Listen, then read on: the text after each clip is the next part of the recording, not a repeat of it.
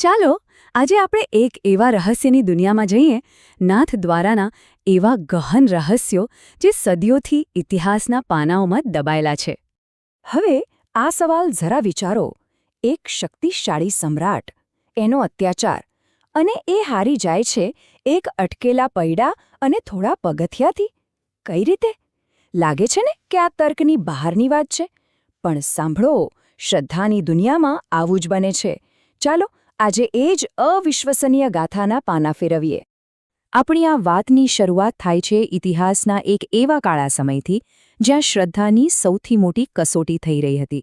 એ હતો મુગલ સમ્રાટ ઔરંગઝેબનો શાસનકાળ, જ્યાં મંદિરો પર સંકટના વાદળો ઘેરાઈ ચૂક્યા હતા. એ સમય હતો 17મી સદીનો, જ્યારે ક્રૂર શાસક ઔરંગઝેબે આખા દેશમાં મંદિરોને તોડી પાડવાનું ફરમાન જારી કર્યું હતું. એની નજર ખાસ કરીને હિન્દુ આસ્થાના મોટા મોટા પ્રતીકો પર હતી. અને એના આ વિનાશક અભિયાનનું મુખ્ય નિશાન કોણ હતું ખબર છે? ગોવર્ધન પર્વત પર બિરાજમાન ભગવાન શ્રીનાથજી, લાખો કરોડો લોકોની આસ્થાનું કેન્દ્ર, જે હવે ઔરંગઝેબની સેનાના સકંજામાં આવવાનું હતું. પણ કહેવાય છે ને, જ્યાં અત્યાચાર હોય ત્યાં રક્ષક પણ જન્મે છે. તો હવે આ વાર્તામાં એન્ટ્રી થાય છે એક એવા પૂજારીની જેમના ખભા પર ખુદ ભગવાનને બચાવવાની જવાબદારી આવી પડી હતી. ઔરંગઝેબના સૈનિકો મંદિર સુધી પહોંચે એ પહેલાં જ વલ્લભાચાર્યના વંશજ એ મંદિરના પૂજારીએ એક બહુ મોટું અને હિંમતભર્યું પગલું ભર્યું.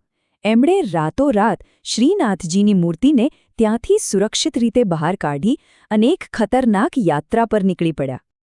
આ યાત્રા કંઈ જેવી તેવી નહોતી, ખૂબ જ લાંબી અને મુશ્કેલીઓથી ભરેલી હતી.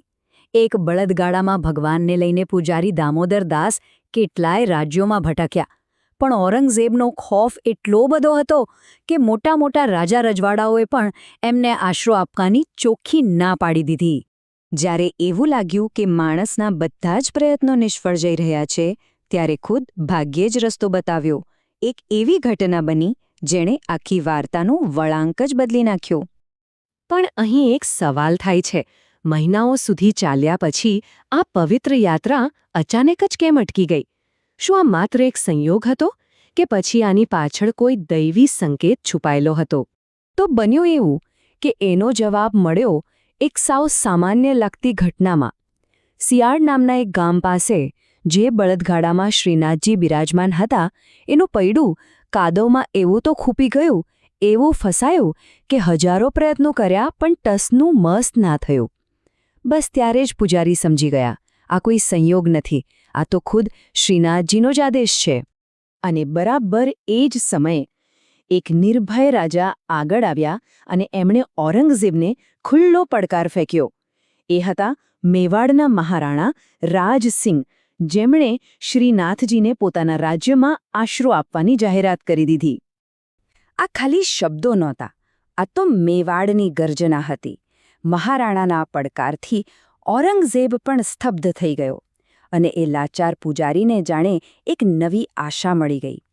આ એ વાતનો પુરાવો હતો કે શ્રદ્ધા સામે સત્તાએ ઝૂકવું જ પડે છે. આ ઘટના પછી સિંહાડ ગામમાં એક ભવ્ય મંદિર બન્યું, જે આજે નાથ દ્વારા તરીકે ઓળખાય છે. પણ ખતરો હજુ પૂરી રીતે ટળ્યો નહોતો.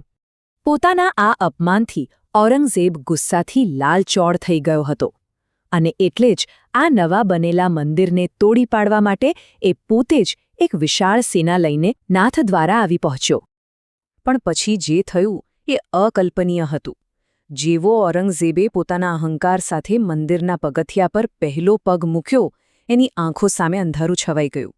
બીજું પગથિયું ભર્યું અને દૃષ્ટિ સાવ ઝાંખી થઈ ગઈ, અને ત્રીજા પગથિયે તો એ સાવ અંધ થઈ ગયો.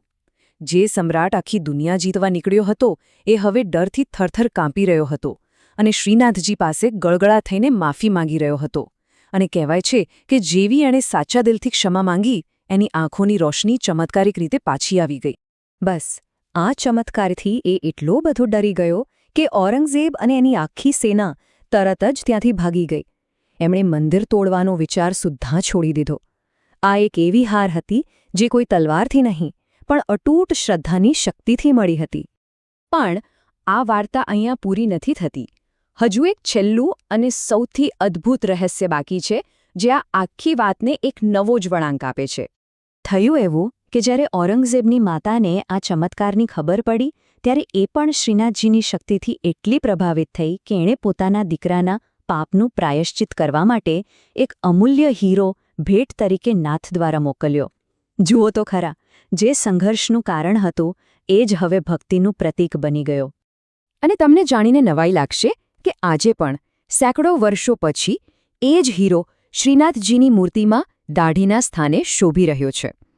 આ એક જીવતો જાગતો પુરાવો છે કે શ્રદ્ધામાં એટલી તાકાત છે કે એ નફરતને પણ ભક્તિમાં બદલી શકે છે.